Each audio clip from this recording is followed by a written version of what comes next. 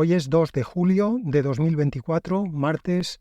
Vamos a ver qué ha pasado esta semanita en inteligencia artificial.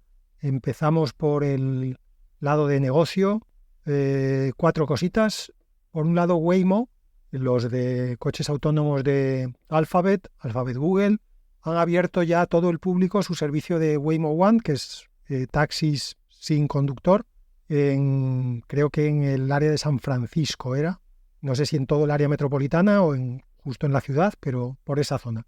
Hasta ahora estaban en pruebas cerradas, pero según ellos ya han hecho decenas de miles de viajes, cito textualmente, por semana, con lo cual creen que ya tienen el sistema lo suficientemente controlado como para abrirlo a todo el público. Pues como con todo, habrá que ver ahora ya en pruebas reales si esto funciona o no funciona y si los coches autónomos acaban de despegar, porque yo de coches autónomos creo que llevo oyendo hablar 10 años y aquí estamos con pruebas y más pruebas.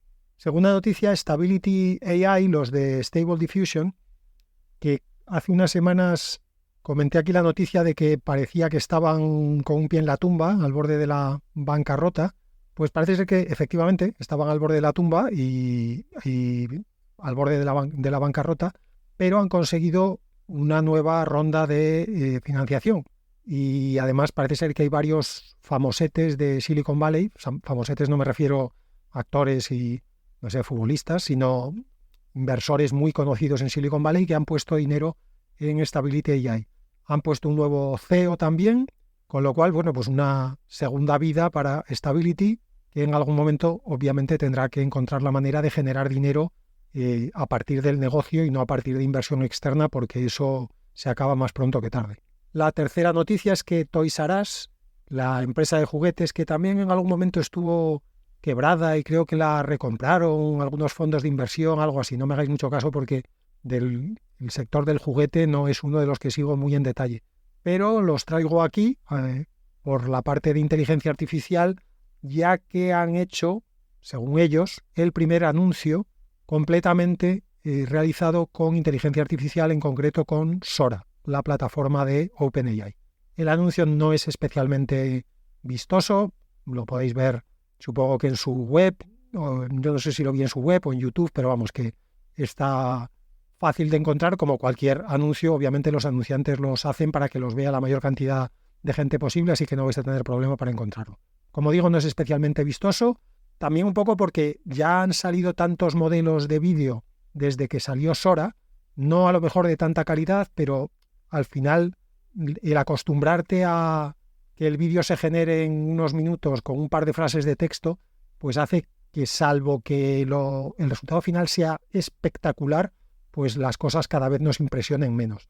Entonces, bueno, es un anuncio digno, bien hecho, las partes de animación por inteligencia artificial son muy buenas y no sé a qué precio va a poner esto en su día OpenAI cuando lo saque, pero claramente si este es el tipo de calidad que se puede esperar, que como digo es francamente alta, pues veo en serio peligro a toda la industria de producción y diseño y en general fabricación de anuncios de televisión y en general de producción audiovisual.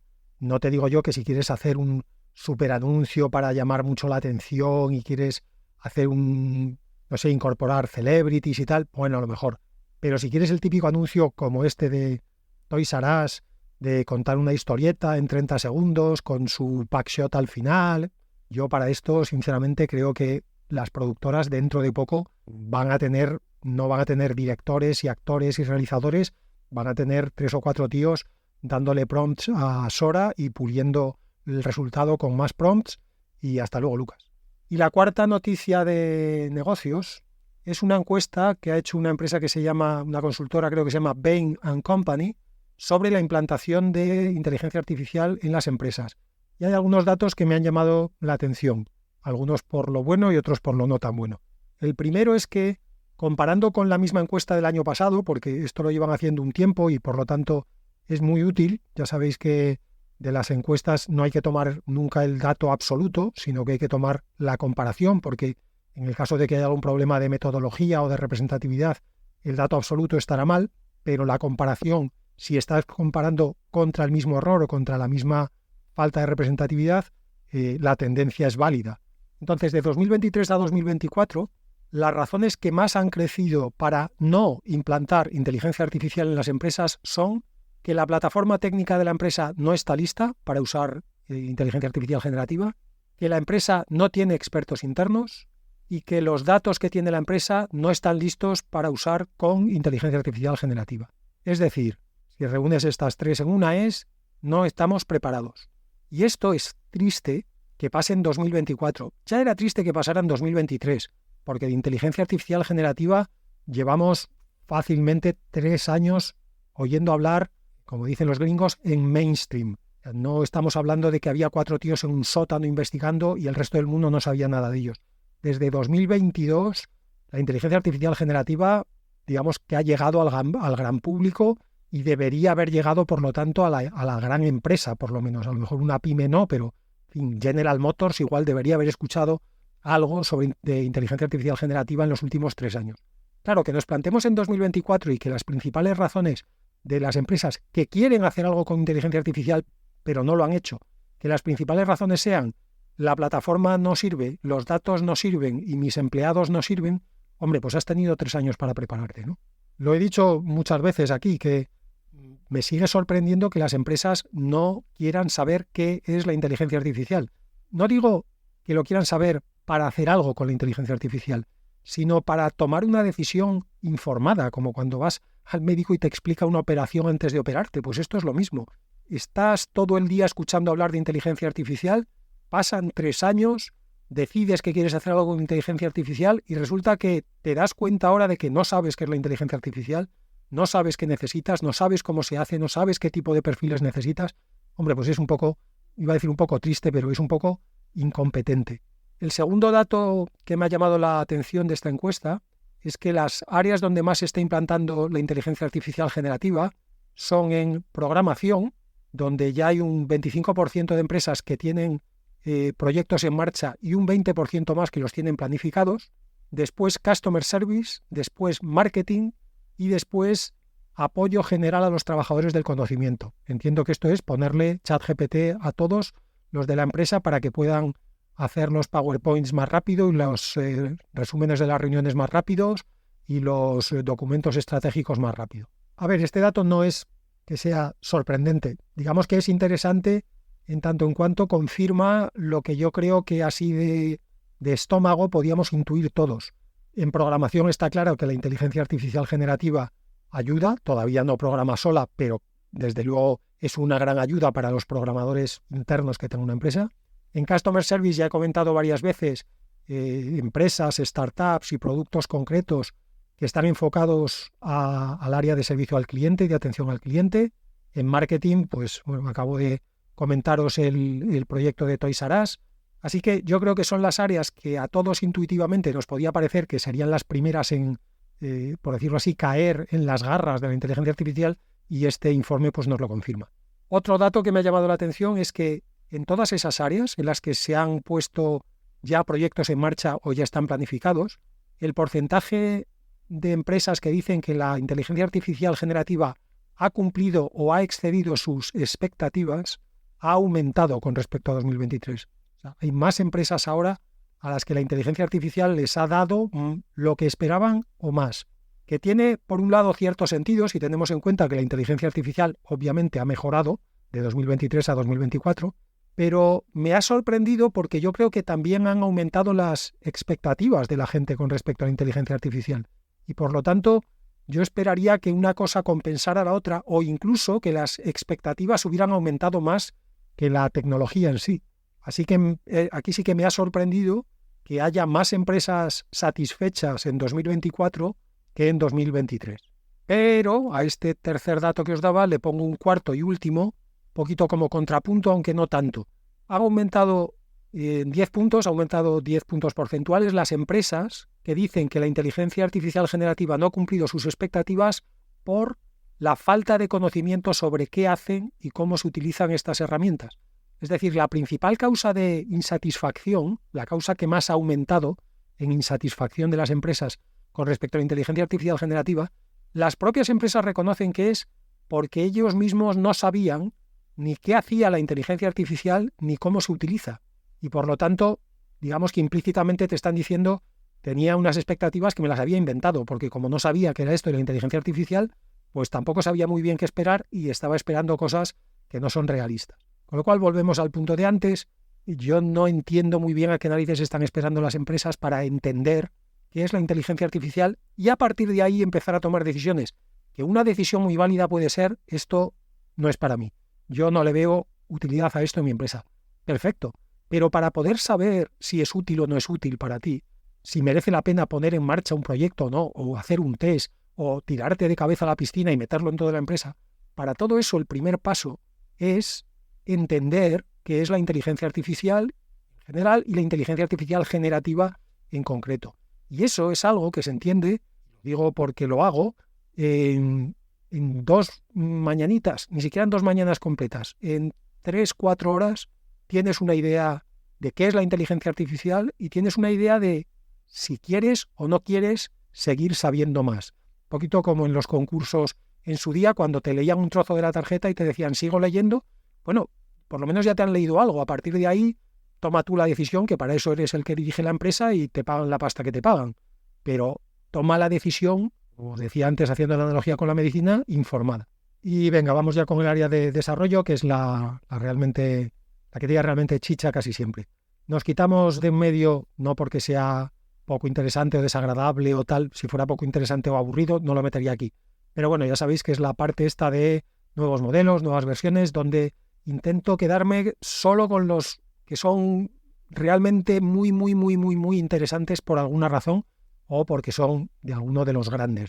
Para empezar, de uno de los grandes, Google ha presentado la segunda versión de Gemma. Gemma, os recuerdo que es el modelo open source de Google, modelo que intentan sacar en tamaños pequeños. En este caso, la segunda versión la han sacado en 9 billones y 27 billones de parámetros. La de 27 ya estaría en la frontera de lo que podemos considerar pequeño. Yo ya no lo consideraría pequeño. La de 9 claramente sí. Tiene una ventana de contexto de unos 8.000 tokens y los han entrenado con, respectivamente el pequeño y el grande, 8 trillones y 13 trillones de tokens. Recordad que siempre que digo aquí billones y trillones son americanos. Como pasa siempre, esto ya lo veis en todas las ediciones del podcast, cada vez que sale uno nuevo supera a todos los anteriores, así que efectivamente Gemma 2, según ellos, recordad, lo dice el que lo vende, pero según ellos su modelo de 9 billones supera al Llama 3 de 8 y su modelo de 27 supera al Llama 3 de 70, lo cual esto sí que es, en fin, un claim que tendrán que demostrar después, sobre todo en benchmarks y en el LM6 o en algún uso, digamos, en el mundo real. Además de esto, Google ha presentado mejoras a Gemini 1.5 Pro. Especialmente la más destacada es que le ha aumentado la ventana de contexto a, atención, 2 millones de tokens. Como comparación, recordad que Claude 3.5 Sonnet, que salió la semana pasada, tenía unos 200.000 tokens. Estamos hablando de una ventana de contexto 10 veces más grande que la de los más grandes.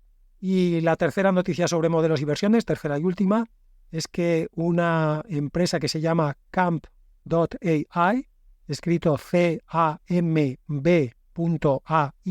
ha presentado Mars 5, que es un modelo de texto a voz, de text to speech, que solo necesita, atención, 5 segundos de grabación para clonar una voz y generarla con cualquier tipo de entonación, estilo, emoción.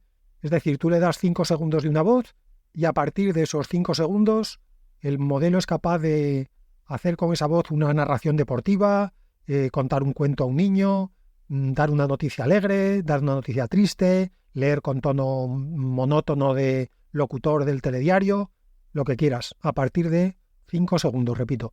Y, para más alegría de todos, lo han presentado este Mars 5 como open source. Y vamos ya con los papers interesantes y las noticias interesantes ya de desarrollo de esta semana. Por un lado, he leído un paper de Microsoft y la Universidad de Tsinghua, que supongo que es una universidad china por el nombre, pero también podría ser taiwanesa o coreana y yo me quedaría igual, en el que lo que hacen es comparar un modelo base con un modelo instruct. Recordad que en general los modelos, justo después de entrenarse, lo único que saben es hablar, sin más, es decir, saben usar el lenguaje. A esa versión pura, digamos, sin tocar nada, es a la que se la suele llamar la versión base, y cuando después la fine-tuneas para que sea capaz de seguir instrucciones y sobre todo para seguir una conversación, a esa versión se la llama la versión instruct. Bueno, pues se ha evaluado en este paper el mismo modelo, su versión base con su versión instruct, en cuanto a su rendimiento con RAG, con Retrieval Augmented Generation. ¿Y cuál es el resultado? Pues el resultado, para sorpresa de todos, es que el modelo base mejora sustancialmente al modelo instruct. Digo que para sorpresa de todos porque hasta ahora todo el mundo asumía que los instruct deberían ser mejores que los base cuando se usan para RAG. De este paper sacamos un aprendizaje que ya deberíamos tener aprendido, pero como el hombre es el único animal que tropieza 200 veces en la misma piedra, pues aquí estamos. Y es, no hagamos asunciones sobre qué hace un LLM porque no sabemos cómo funciona un LLM. Entonces, aunque por lógica parezca que un modelo fine-tuneado para instruct va a hacer mejor el RAG, no apliquemos nuestra lógica al LLM de tal manera que no deberíamos aplicar nuestra lógica a cómo funciona el hígado o un riñón, porque no funcionan como nosotros creemos que funcionan por lógica. Tienes que ir ahí y diseccionar el cacharro y ver exactamente cómo están conectadas las células y tal y cual. Como eso no lo hemos hecho con los LLMs, mejor no hagamos hipótesis porque, como ha pasado con este paper, podemos acabar descubriendo que no solo no pasa lo que creíamos nosotros que pasaba, sino que pasa justo lo contrario. Otro paper muy curioso que he leído es un paper del Tencent AI Lab de Seattle. Han hecho una cosa muy ingeniosa.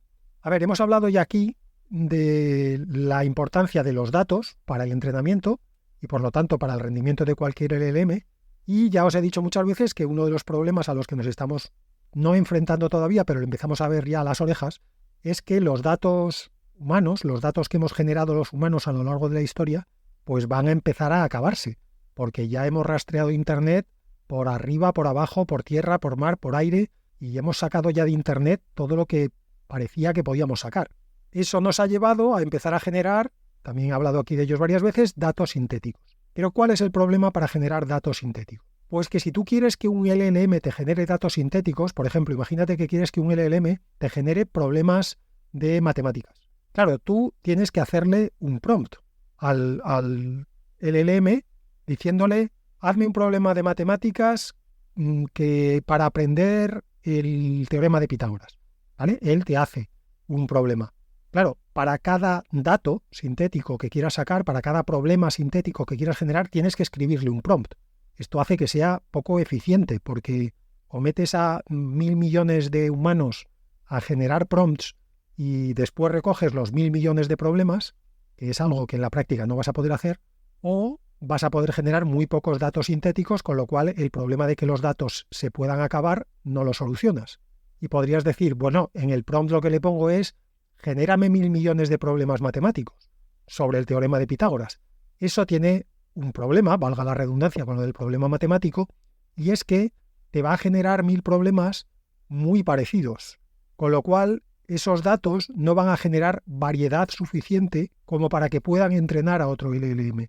Los datos tienen que ser variados. Creo que intuitivamente es fácil de entender que si yo entreno a un LLM con 1.000.000.000 de tokens, pero ese 1.000.000.000 de tokens son la misma palabra repetida 1.000.000.000 de veces, por ponernos en el extremo, pues ese LLM no va a aprender a hablar siquiera, no va a aprender nada nuevo, aprenderá esa palabra y punto. Pues si no generas variedad suficiente, pasa esto mismo, no tan exagerado obviamente, pero el LLM lo único que hace es, por decirlo así, aprender muchas veces la misma cosa, con pequeñas variaciones que no aportan nada nuevo. Bueno, pues ¿qué han hecho estos tipos del Tencent AI Lab de Seattle? Qué nombre más bonito. Pues lo que han hecho es, han cogido un LLM para que genere datos sintéticos, pero en vez de generar directamente los datos sintéticos, lo que han hecho es decirle al LLM, enseñándole diferentes textos que se han sacado de Internet, le han hecho una pregunta sobre cada texto, y la pregunta es, ¿quién crees que ha sido el autor? A veces le preguntaban el autor, a veces el lector, de este texto. O también una pregunta, ¿a quién crees que le podría interesar este texto? Claro, la respuesta del LLM es una especie de personaje, ¿no? una persona ficticia. Por ejemplo, imagínate que le das un texto en el que un señor cuenta que mientras estaba conduciendo su taxi, hoy ha escuchado que los Green Bay Packers han ganado su partido contra los Miami Dolphins y que está súper contento porque eso quiere decir que por fin este año entran en los playoffs y bla, bla, bla, bla. Tú le das ese texto al LLM y le añades la pregunta ¿quién crees que ha sido el autor de este texto? El LLM lo que te va a responder es algo tipo pues un taxista de, no sé, San Francisco, que es aficionado al fútbol americano y que es fan de los Green Bay Packers. Si haces eso con un montón de trozos de texto, que vas cogiendo por puro web crawling, coges de cualquier dataset de estos que hay por ahí disponibles que ya se han hecho el crawling de internet y los han limpiado y tal, vas cogiendo textos en trozos y le vas pasando esos trozos al LLM con la pregunta ¿quién crees que ha escrito este texto? O ¿quién crees que podría ser un buen lector de este texto? ¿O a quién crees que le podría interesar este texto? Y lo que te va generando el LLM es un montón de personajes, por decirlo así. En el paper ellos lo llaman persona, en inglés, que no es exactamente persona en español, pero vale, asimilemos personaje, persona, algo de ese estilo. Todo esto, lo bueno que tiene es que es automático. Tú coges el dataset que ya está hecho, pones a un programita que vaya cogiendo trozos de texto y le pegue la pregunta correspondiente y se la meta al LLM. Y el LLM te saca de respuesta una nueva personalidad, un nuevo personaje, una nueva persona. Y tú vas guardando todas esas personalidades que te va generando el LLM. Bueno, pues esto es lo que han hecho estos pollos, hasta generar 1.000 millones de personalidades, de personajes. Recordemos que en el planeta estamos unos 8.000 millones de humanos, o sea que es como si hubieran generado casi el 13% de la población de la Tierra, porque luego además lo han desduplicado, o sea, el trabajo está bien hecho. Estos tipos no han publicado el paper como si se hubieran ido 4 tardes a tomar unas cervezas. Bien, y entonces, ¿qué hacemos ahora con las personas estas, con los personajes que hemos creado? Bueno, pues ahora tenemos una herramienta muy interesante, porque ahora yo puedo hacer lo que antes tenía que hacer de prompt en prompt, que era generar, volvamos al ejemplo de los problemas matemáticos, para cada problema matemático tenía que generar un prompt nuevo. Yo ahora lo que puedo hacer es coger un prompt, cogiendo el mismo ejemplo, hazme un problema de matemáticas que incluya el teorema de Pitágoras. Y a cada, digamos, ese prompt se lo alimento al LLM y en cada alimentación le pego una personalidad distinta. Es decir, el prompt completo sería hazme un problema de matemáticas que incluya el teorema de Pitágoras, como lo haría un taxista de San Francisco que es hincha de los Green Bay Packers y que no sé qué. O escríbeme un problema sobre el teorema de Pitágoras, como lo haría un profesor de química de instituto en su primer día de clase después de ser trasladado de su antiguo destino en el que había estado 30 años.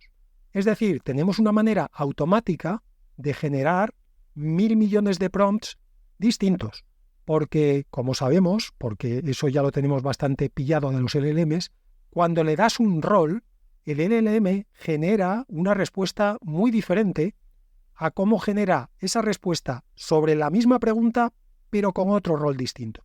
Es decir, no, el problema no está tanto en repetir la pregunta, más o menos hacerla igual, como en no darle un rol distinto cada vez que se la planteas. Así que estos tipos lo que han hecho es generar un montón de roles, un montón de personas. Y con esto se automatiza la producción de datos sintéticos a escalas inimaginables. En el caso concreto del ejemplo que poníamos, tú de repente puedes tener 1.000 millones distintos de problemas matemáticos que incluyen el teorema de Pitágoras, planteados de una manera muy distinta, con situaciones distintas, con enunciados distintos, y eso sí que genera variedad suficiente para que un LLM, al que quieras entrenar en concreto en problemas matemáticos sobre el teorema de Pitágoras, pueda entrenarse sin que todo sea repetición del mismo problema 1.000 millones de veces. Así que muy interesante, muy ingenioso sobre todo el paper y abre una puerta, que ya veremos si lleva a algún sitio, para empezar a generar muchos más datos sintéticos a una escala, como os decía, hasta ahora inimaginable, y esto, si se confirma, pues es una bonita solución y elegante solución al problema de la escasez de datos humanos. Una vez más, como creo que ya os he dicho muchas veces, la ciencia consiste en resolver problemas y no en evitar problemas. En eso solo consisten las en el mejor de los casos, pseudociencias, por llamarlas de alguna manera. Otro paper, en este caso, de Harvard, universidad de prestigio donde las haya. En Harvard se hicieron una pregunta entre inteligencia artificial, computación y filosofía, que es, ¿puede un LLM al aprender superar a sus maestros, como hacemos los humanos? A ver, los humanos obviamente superamos a nuestros maestros.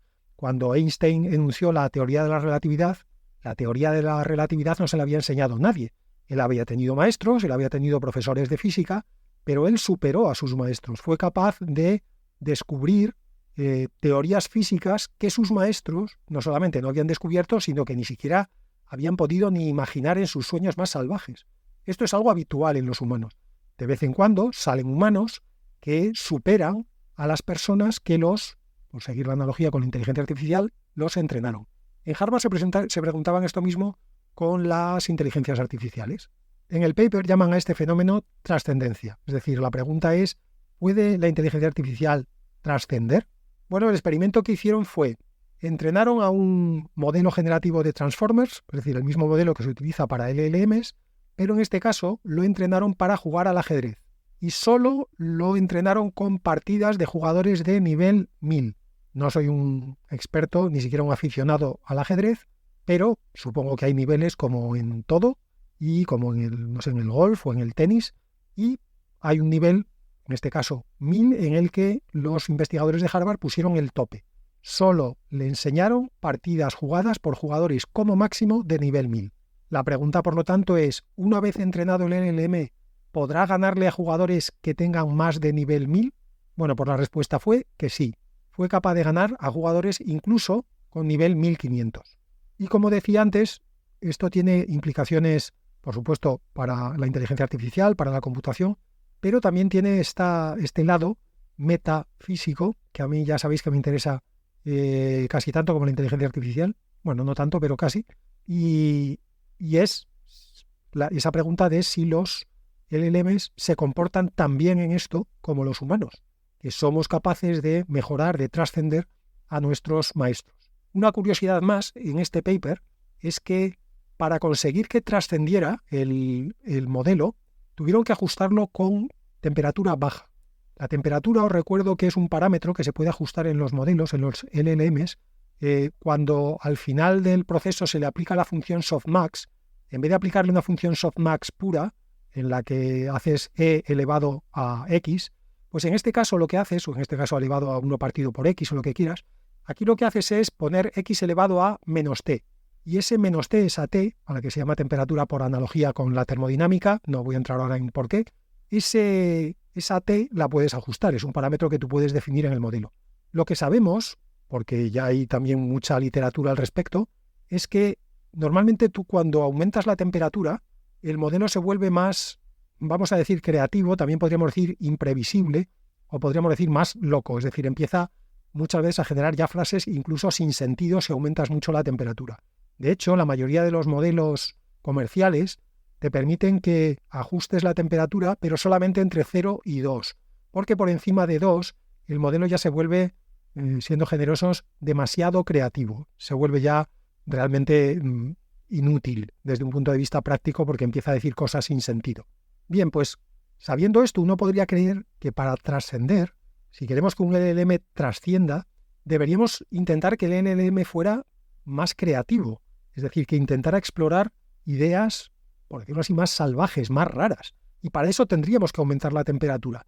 Bueno, pues curiosamente, cuando han conseguido que el modelo trascienda es cuando han bajado la temperatura. Cuanto más baja es la temperatura, mejor trasciende el modelo. Y esto nos vuelve a hacer pensar sobre los seres humanos. Tendemos a pensar que los seres humanos que trascienden, los seres humanos que son capaces de ver más allá de donde les han enseñado o de lo que han visto, son los que son muy creativos. Y a lo mejor lo que nos está diciendo este experimento de Harvard es que los humanos, si efectivamente seguimos el mismo proceso que los LLMs, hasta ahora hemos visto que los LLMs y los humanos seguimos el mismo proceso en muchas cosas, si también lo seguimos en esto, a lo mejor justamente las personas más trascendentes, las personas que son capaces de ver más allá, son las que son más racionales que la media, no más creativas que la media. reflexión para que esta semana tengáis algo en lo que pensar. Otro paper, esta semana ha habido bastantes chulos. Este paper es uno de la Universidad de Nueva York que ha presentado una familia de modelos multimodales a los que han llamado Cambrian One. ¿Y por qué los han llamado Cambrian One? Bueno, pues porque, como digo, es una familia de modelos multimodales y ellos mismos dicen que los han diseñado con un enfoque visioncéntrico. Es decir, un enfoque en el que el principal input del modelo, aunque admita multimodos, el principal modo es el modo visual. Sabéis, y si no lo sabéis ya os lo cuento yo, que una de las teorías dominantes sobre la evolución de las especies es que la explosión de vida que se produjo en el Cámbrico fue porque en ese momento apareció la visión. Empezó a haber organismos, no sé de qué complejidad estamos hablando en aquella época, que fueron capaces de empezar a ver. No os imaginéis un ojo como el que tenemos los humanos ahora, pero digamos que empezaron a desarrollar estructuras que eran capaces de detectar fotones en unas determinadas frecuencias. Eso se fue sofisticando, y aquí estamos los humanos con nuestro ojo, pero ese salto, el salto de empezar a detectar fotones en un determinado rango, dio tal ventaja evolutiva que se produjo la famosa explosión cámbrica de vida. Bueno, pues estos tipos de la Universidad de Nueva York creen que el salto cámbrico en la inteligencia artificial vendrá también cuando la inteligencia artificial sea capaz de ver con la calidad, las palabras ya sabéis que muchas veces son escurridizas, con la calidad con la que vemos los humanos, o por lo menos los animales más evolucionados. Es cierto que los modelos multimodales ya ven, en el sentido de que tú le enseñas una foto de un perro y te dice, ahí hay un perro. Pero lo que les falta es lo que se llama inteligencia espacial. Es ser capaces de interpretar lo que están viendo. No me refiero a interpretarlo desde un punto de vista metafísico, filosófico, no, desde un punto de vista puramente estructural, físico. Entender las distancias, las profundidades, las relaciones entre los objetos. Ser capaces de entender que si un objeto gira, aunque cambie la perspectiva, es el mismo objeto con las mismas propiedades que tenía antes. Ser capaces de entender que en determinadas condiciones de iluminación, las nuevas sombras que aparecen o las sombras que desaparecen no cambian las propiedades del objeto en el que estaban esas sombras. Esa inteligencia espacial es la que a día de hoy le falta a los modelos multimodales, que son capaces de describir lo que ven, pero no son capaces de entender lo que ven. Bueno, pues en este paper de la Universidad de Nueva York presentan este modelo Cambrian One, en el que incluyen no sé cómo llamarlo, ellos lo llaman un conector, digamos un trozo de arquitectura nuevo, al que llaman Spatial Visual Aggregator, SVA, que, dicen ellos, recordadlo, dice el que lo vende, permite que el modelo tenga capacidad de visión en alta definición, pero sin aumentar, e incluso, dicen ellos, reduciendo el número de tokens frente a las soluciones actuales. Y claro, en última instancia podríamos decir, oye, esto se trata de escala, sigamos aumentando en escala hasta que los modelos multimodales entiendan lo que ven. Lo que pasa es que ya veis las escalas en las que estamos moviéndonos y todavía no entienden lo que ven. Estos tipos de la Universidad de Nueva York creen que hay que incorporar algo más en la arquitectura, un poco lo que pasó en su día con los Transformers, cuando se dio el salto en los modelos de lenguaje. Bueno, pues con su SVA ellos creen que dan un primer paso en esa dirección de incorporar una pseudoarquitectura que mejore la inteligencia espacial de los modelos multimodales. Y si lo consiguen, nuevamente siguiendo su razonamiento, podríamos empezar a asistir a esa explosión cámbrica que se dio en su día con la vida natural y que podríamos estar a punto de empezar ahora con la inteligencia artificial. Dos más faltan de desarrollo. La primera tiene que ver con una startup que se llama Evolutionary Scale. Es una startup de inteligencia artificial enfocada en biología. Y lo que ha hecho es presentar un modelo, lo que se llama un modelo fundacional, un modelo del que esperan que se puedan luego derivar más modelos, para desarrollar proteínas. ¿Y esto qué tiene de interesante? Bueno, pues como tampoco soy un experto en biología, pero a mí me gusta tocar todos los palos, pues me he estado leyendo algunas cosas sobre el tema. No esperéis una gran descripción, por lo menos una descripción muy cualificada sobre el tema, pero creo que lo suficiente para entender por qué este modelo de Evolutionary Scale es tan importante. Bien, la idea es que, por lo que yo he entendido, los biólogos conocen el proceso de fabricación de las proteínas, o sea, saben cómo En la naturaleza se fabrican las proteínas, que de hecho se fabrican en los ribosomas que hay en las células, siguiendo instrucciones que hay en el genoma, ¿no? En el ADN. Lo que no saben es cómo funciona realmente ese código. O sea, saben cuál es el proceso, pero no saben poner en marcha el proceso ni hacer que funcione el proceso. Esto es un poco como si a un niño le explicas cómo funciona un coche, y dices, pues mira, entra gasolina, se le prende una chispa con la bujía, entonces la gasolina explota y eso mueve el cilindro y mueve las ruedas. Vale, el niño sabe cómo funciona un coche, pero el niño no sabe fabricar un coche. El niño no sabe ni qué es la gasolina, ni qué es una bujía, ni qué es un cilindro, ni cómo se fabrican, ni cómo se ensamblan, no sabe nada. Pues entiendo que más o menos estamos en ese proceso. Entonces, este modelo de Evolutionary Scale, al que por cierto han llamado ESM3, y ya más por cierto tiene 98 billones de parámetros, lo que han hecho es entrenarlo con los billones de proteínas que existen en la naturaleza, en nuestro planeta. Para cada proteína han tokenizado la secuencia de la proteína, la estructura de la proteína y la función de la proteína en tokens separados.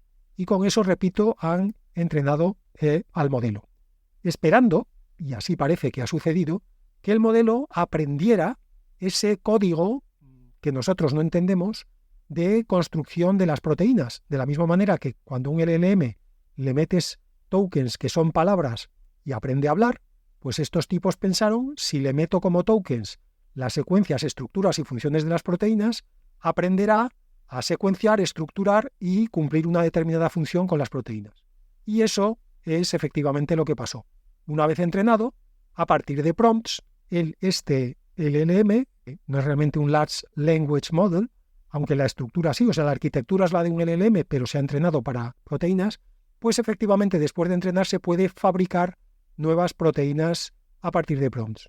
Es más, en el paper que han presentado, incluyen la primera proteína que han sido capaces de crear y que es una proteína que no existe en la naturaleza. Es una proteína fluorescente, que por lo que tengo entendido son proteínas especialmente raras, y el LLM ha generado una con las propiedades que ellos les pidieron y que no existe en la naturaleza.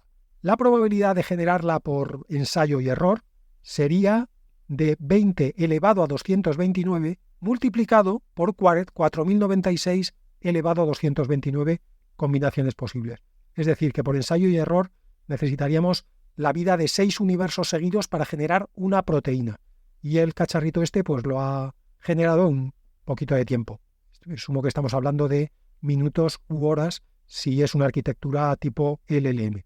Es decir, en este caso, lo que a la naturaleza le ha llevado 500 millones de años, que es elegir o seleccionar las proteínas que pueden existir en la Tierra, a este cacharro añadirle una más, en vez de 500 millones de años, pues le ha llevado a lo mejor, 500 segundos o 500 minutos.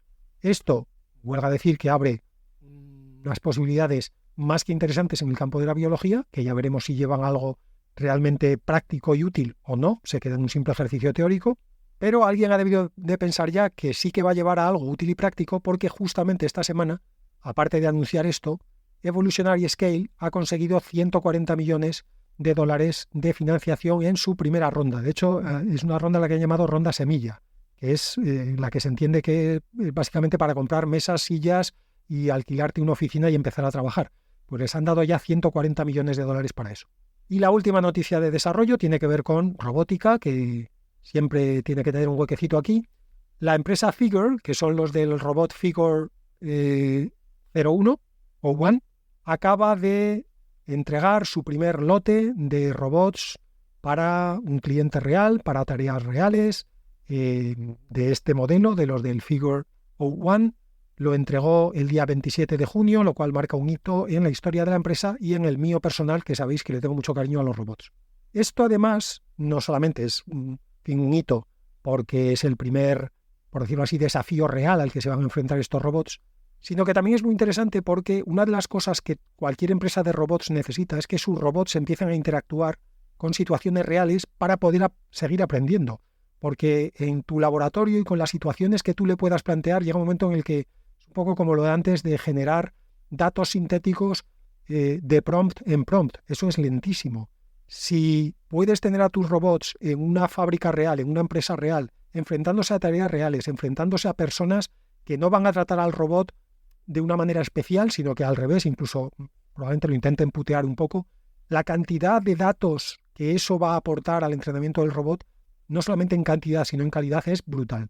Así que muy buenas noticias para Figure por las dos cosas, por primer contrato y por primera tanda de robots que van a empezar a aprender en el mundo real. Y terminamos con las pildoritas de rigor, esta semana 2. Por un lado, hay un tipo que se ha hecho un assistant tipo el ChatGPT 4o. Bueno, pues lo ha hecho él en su PC, conectando varias APIs, pues para empezar la API del propio ChatGPT 4o, un detector de voz, un text-to-speech, un speech-to-text. Luego es verdad, o sea, al final detrás de las APIs hay mucho curro, pero como usuario final él solo ha necesitado 139 líneas de Python. Con 139 líneas de Python se ha hecho un asistente personal tipo el de la demo de OpenAI. Y debo decir que le ha quedado muy molón. Os dejo en las notas el enlace al vídeo de YouTube donde cuenta cómo lo ha hecho, explica un poquito el código, las 139 líneas de Python que se explican relativamente rápido, y el resultado ya digo que es francamente vistoso. Creo, porque en el vídeo hay momentos en los que claramente él corta, supongo que el delay, la latencia debe ser bastante más que la de la demo de OpenAI, pero oye, con 139 líneas de Python a mí me parece espectacular, aunque tuviera latencias de varios segundos, ningún problema. Y la segunda y última píldora y última cosa que os cuento hoy es un concepto que he empezado a ver aparecer por ahí esta semana y que os lo dejo aquí por si sigue saliendo, que es el del LLM as a judge, o sea, LLM como juez, que consiste en usar a un LLM para evaluar la calidad de otro LLM, la calidad de las respuestas de otro LLM. En los papers y artículos que he leído, he visto que han conseguido que el LLM tenga hasta un 90% de coincidencia con la evaluación humana. Esto sería la leche si realmente conseguimos estabilizarlo en esos niveles, porque esto quiere decir que podríamos empezar a hacer alineamiento y fine-tuning de LLMs con otros LLMs, así que iría muchísimo más rápido y como bonito side effect mucho más barato. Esto además hace que no tengamos ya que depender tanto de los benchmarks para saber si un LLM es mejor o es peor, porque como ya os he contado otras veces, el problema de los benchmarks es que los LLMs se pueden entrenar para hacerles overfitting sobre los benchmarks e incluso el propio LLM muchas veces aprende a, por decirlo así, torear al benchmark. Sería mucho mejor tener un juez neutral, y si el juez neutral es otro LLM, como decía antes, sería rapidísima la evaluación. Y una cosa más que me llamó la atención de esta idea del LLM as a judge es que estamos descubriendo que para un LLM es más fácil evaluar una respuesta que generarla. Esto ya pasaba en la noticia que os conté la semana pasada sobre la semantic entropy, donde os decía que utilizaban un LLM para evaluar si la respuesta de otro LLM podía o no podía ser, tenía pinta de ser una alucinación. Claro, lo primero que a uno se le ocurre es, si es capaz de identificar una alucinación, ¿por qué no él mismo deja de generar alucinaciones? Bueno, pues porque por alguna razón, como ya he dicho muchas veces, no sabemos cómo funcionan los LLMs y de vez en cuando nos dan estas sorpresas, pues por alguna razón son mucho mejores evaluando respuestas que generando respuestas. Esto no quiere decir que generando respuestas sean malos, como sabréis todos los que hayáis estado un ratito con cualquiera de ellos. Son muy buenos generando respuestas. Bueno, pues resulta que evaluándolas son todavía mejores. Eso ha sido todo. Hasta el próximo martes.